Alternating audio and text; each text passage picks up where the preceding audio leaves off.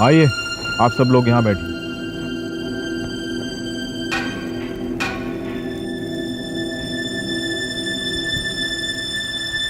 आप लोग तो देख ही रहे हैं कि हमारे आसपास कैसा माहौल है।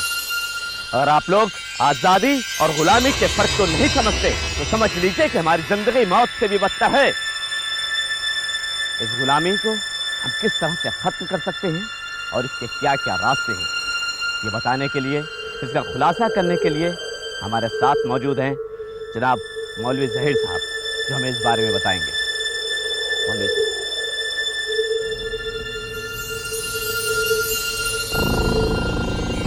अस्सलाम वालेकुम बिरादरान मिल्लत। आप कश्मीर का आने वाला कल है।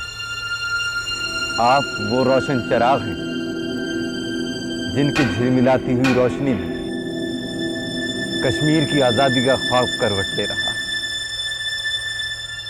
ये गुलामी वो हकीर शय है जिसे जानवर भी अपने लिए पसंद नहीं करते। आज़ादी जितनी खूबसूरत और दिलफरेब शय है,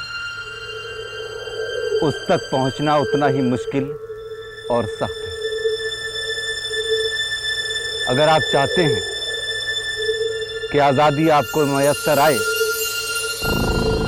तो आपको अपने अंदर के सोए हुए हौसलों और जज्बात को आवाज़ देना होगी।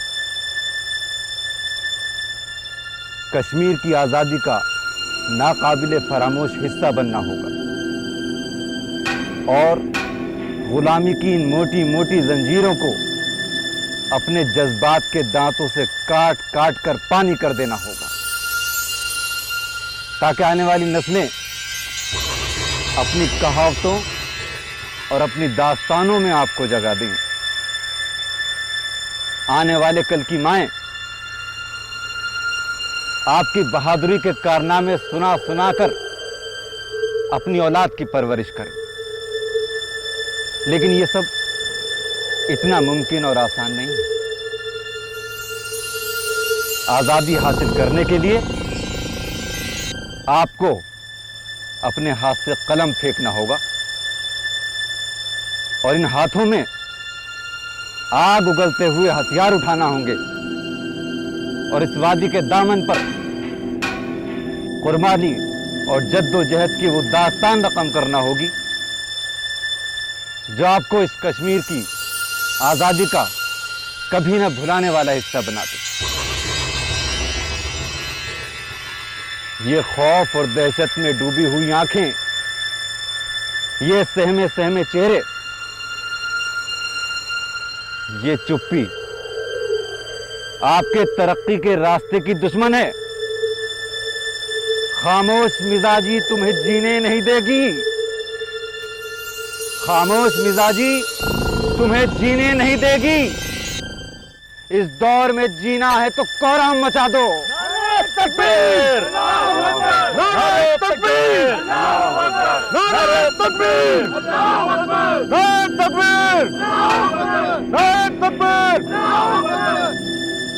अब आप सब लोग अपने अपने घर जाइए। और हाँ, और इस बात का जिक्र किसी से ना कीजिएगा, अपने घर वालों से भी नहीं। खुदा हाफिज़।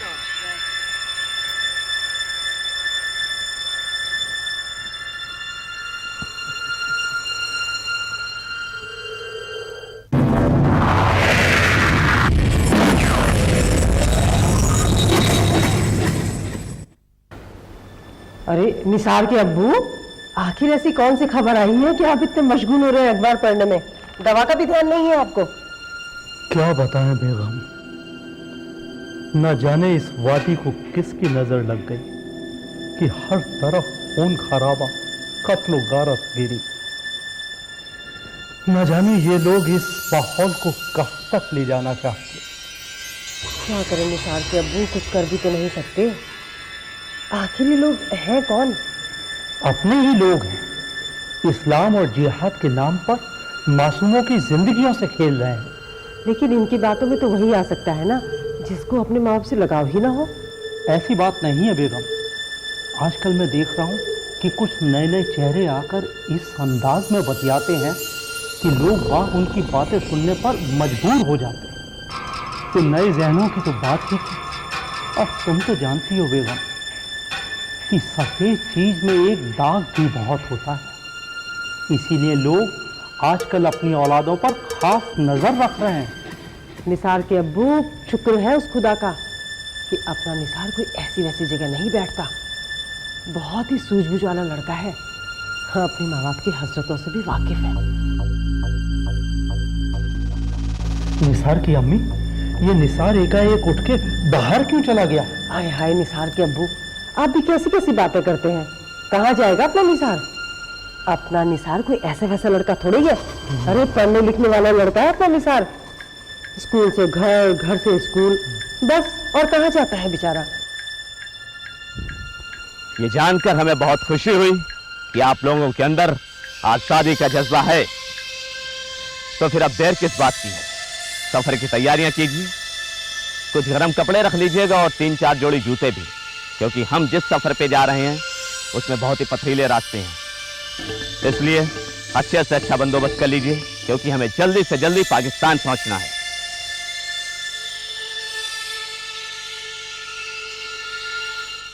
मेरे साथ आ गए 2 बुज़ुर्ग, कुछ आ गए, ये मास्टर वास्टर आ गए। इन लोगों ने बोला चलो हम अब ऐसा करेंगे, आपको यहाँ से जाना है कुपवाड़ा वगैरह वगैरह, और आगे से जाना है आपको पाकिस्तान। तो घर से कुछ पैसे वैसे लेके आना।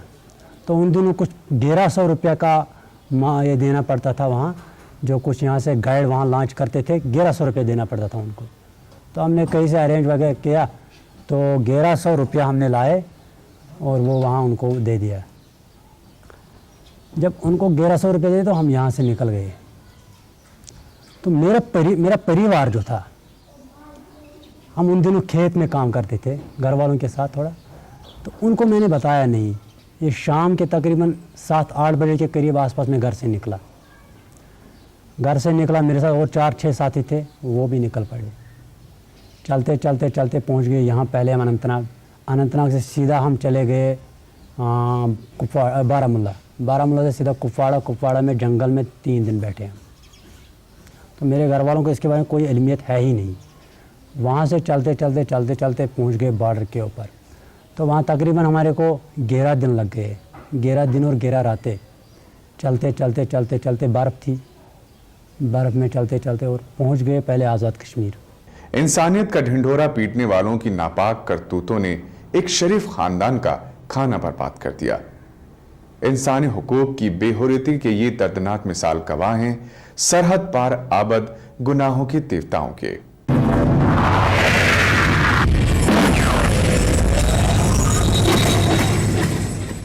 अभी मेरे बाप को लीजिए, मेरा बाप है, मेरे बाप का नाम है गुलाम रसूल। उसको देख लीजिए, उसका बेटा क्या कर रहा है, उसके हाथ पाँव जला रहा है, कभी मिलिटेंटों की वजह से, मिलिटेंटों से, तो कभी पहले फौज से तो जला रहा था। और आजकल मैं यही बताऊंगा कि इसका पूरा जो ओवरऑल इसका असर जो पड़ा है, वो उन उलमाओं के ऊपर पड़ा नहीं, वो बड़े बुजुर्गों के ऊपर नहीं पड़ा है, वो सिर्फ अगर पड़ा है यहाँ के हम जैसे मेरे ऊपर, मेरे परिवार के ऊपर। अच्छा, तो इन्वॉल्व करने वाले, जो आपका पॉइंट था, इन्वॉल्व करने वाले यही लोग थे यहाँ के। अच्छा, फिर थोड़ा स्टेज निकल गया इसका। तो फिर क्या हुआ, फिर जब आहिस्ता इनसे कोई मानता नहीं था कि अभी हम पाकिस्तान जाने के लिए, तो फिर इन लोगों ने क्या, गन को इस्तेमाल किया। अभी आप किसी और के यहाँ 2 बच्चे हैं, मेरा कोई रिश्तेदार है, उसके 2 बच्चे हैं, चलो भाई 1 बच्चा जहाद के लिए दे दो, मिलिटेंसी के लिए 1 बच्चा दे दो। तो फिर उन लोगों ने उल्टा कर दिया। जब थोड़ा बालेंग हो गए, दिमाग देख लिया, मेरी हालत मिलिटेंट बाकी लोगों ने देख ली, तो वो मिलिटेंट नहीं बनना चाहते थे। लेकिन उनको क्या किया, फिर उनको डराया धमका कर दोबारा पाकिस्तान भेज दिया गया। और इसी तरह आजकल भी ये चलता रहता है, आजकल भी वही होता है। आजकल भी मुसीबतें पड़ रही है। हमारे जैसे हज़ारों सैकड़ों नौजवान हैं जो इस दलदल में फंसे हुए हैं। तो हमने बार बार यही कोशिश की कि अगर हम इसमें फंसे हैं, कोई और बेचारा इस मुसीबत में ना आए। अगर मेरी तालीम 10वीं जमात की छूट गई, मेरे हज़ारों और दोस्त हैं, उनकी तालीम मेरे तरीके से ना छूटनी चाहिए। ऐसे माहौल में ये आशा करना कि आने वाले समय में कश्मीर के हालात बेहतर हो जाएंगे बेमानी होगा। जब तक कश्मीर से इन आतंकवादियों का सफाया नहीं हो जाता जो कश्मीरी आवाम से उसके जीने का हक छीन रहे हैं। आज विदा दें, फिर मिलेंगे कश्मीर में मानवाधिकारों के हनन से संबंधित जानकारी के साथ। तब तक के लिए नमस्कार।